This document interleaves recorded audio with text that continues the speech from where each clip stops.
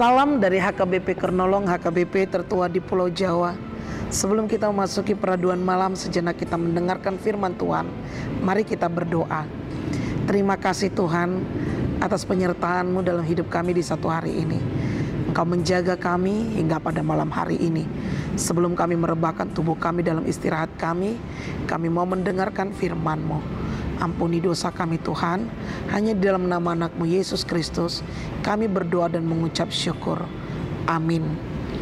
Firman Tuhan renungan bagi kita di malam ini sesuai dengan bacaan malam Almanak HKBP 2024 Kamis 8 Februari 2024 dari Yosua pasal yang pertama dimulai dari ayat yang ke-6 hingga ayat yang ke-9, dan yang menjadi pembimbing renungan ayat 9. Demikian firman Tuhan. Janganlah kecut dan tawar hati, sebab Tuhan Allahmu menyertai engkau kemanapun engkau pergi. Tuhan senantiasa menyertai kita. Pada suatu ketika, seorang anak Indian berkata kepada ayahnya, ingin mengikuti ayahnya untuk berburu di sebuah hutan. Lalu sang ayah berkata kepada anaknya, "Nak, apa kamu tidak takut untuk ikut berburu bersama dengan ayah? Karena di sana banyak binatang buas." Lalu anak itu menjawab, "Aku tidak takut, karena aku sudah mengasah pisau dan membawa panah untuk melindungiku." Maka mereka masuk ke dalam hutan, dan anak itu mendengar suara-suara, dan ia begitu gelisah. Dia mulai melihat ke belakang. Lalu ayahnya berkata, "Jangan lihat ke belakang, terus maju saja. Kan kamu sudah membawa pisau dan panah." Anak itu pun berjalan maju kembali. Tetapi begitu didengarnya suara auman harimau dari kejauhan, lalu ia berlari mundur dan berdiri di belakang ayahnya. Bapak, Ibu, saudara-saudari yang dikasihi Tuhan Yesus Kristus, saat ini banyak orang yang dicekam oleh perasaan takut, karena dunia yang kita tempati ini ibarat sebuah hutan yang penuh dengan binatang buas yang setiap saat siap untuk menerkam kita. Sehingga seringkali ketakutan menjadi penghambat kita untuk melangkah maju. Bagaimana kita mengatasi rasa takut itu? Kekuatan hanya bisa diatasi jika kita meyakini bahwa Tuhan menyertai kita. Janji Tuhan yang selalu ada untuk kita, yang menyertai kita, namun kembali kepada kita. Akankah iman percaya kita mengaminkan akan penyertaan Tuhan di dalam hidup kita? Bukan asal amin, tetapi terbukti daripada hidup dan perbuatan kita.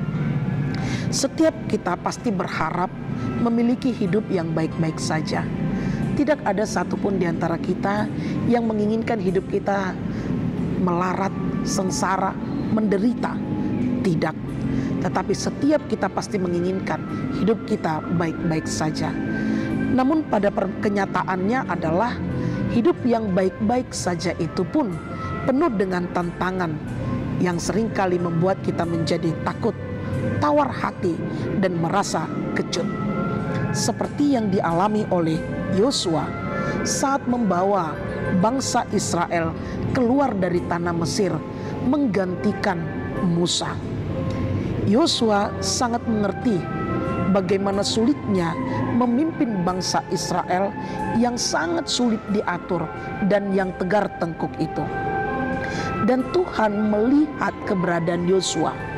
Tuhan memahami kegentaran hati Yosua, sehingga Tuhan meneguhkan hatinya melalui firman-Nya. Kuatkan dan teguhkanlah hatimu, jangan kecut dan tawar hati.